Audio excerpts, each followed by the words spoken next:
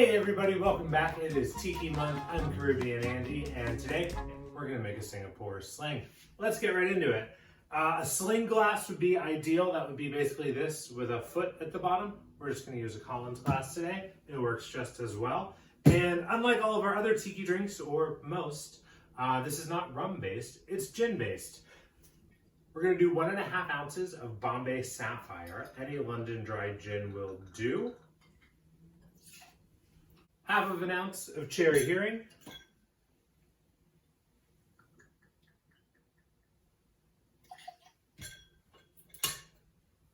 1/2 ounce of Cointreau or any high proof triple sec,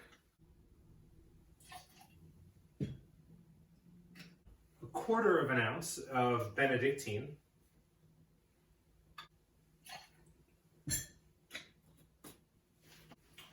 3/4 ounce of freshly squeezed lime juice. Do be sure to stick it through to the end of the video because we're going to talk a little bit about the history of this cocktail, all of the different recipes out there, and why I chose the recipe I did, and how we arrived here today. 3/4 ounce of pineapple gum syrup. And then lastly, just a bar spoon of Campari. A lot of recipes for this cocktail call for grenadine. I don't like grenadine. This will just give us another little burst of red. And then we're gonna ice it.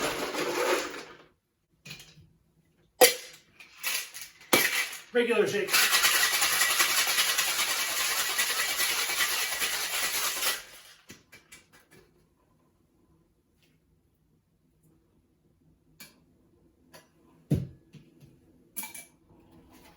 Pour it into our glass.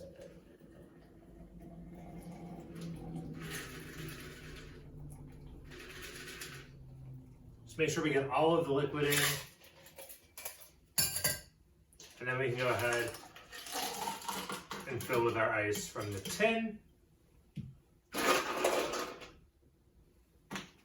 little more.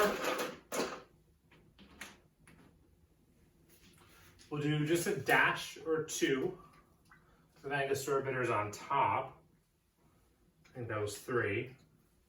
And we can garnish this guy with a lime wheel and a cherry. And we're set. That's our Singapore sling.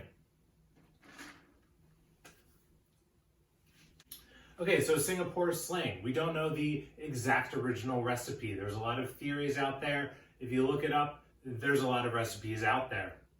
One thing we do know is that the Singapore sling was created at the Raffles Hotel in Singapore by a bartender named Nyam Tong Boon. And the general idea was it was 1915. There was a lot of British soldiers stationed there, and their wives, it was frowned upon for women to drink. So he wanted to create a drink that would be pink.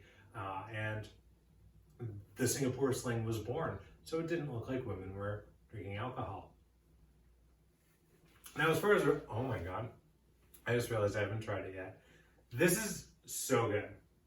As far as Tiki is concerned in the case of this cocktail, it predates what we consider the height of Tiki. It's before Don the Beachcomber. Some recipes out there may call for different ingredients altogether, but really the key ingredients, obviously gin, and then cherry herring. Cherry herring is, I think it actually even says, yeah, it says on the bottle, a Singapore sling.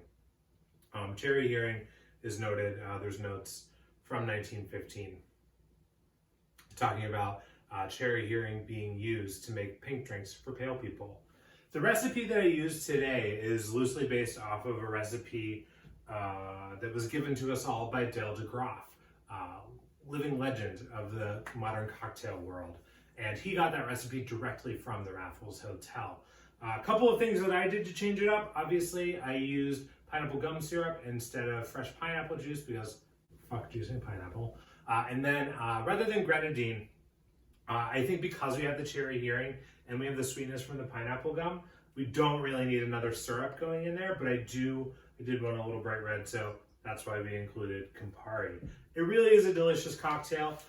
It's a fun one to have. It's a good one you can just drink on your own. It's not too incredibly alcoholic, and really complex flavor.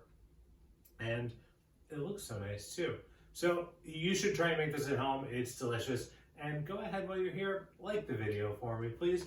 Make sure you're subscribed and leave a comment below of what you think about the Singapore Sling. Thanks, everybody.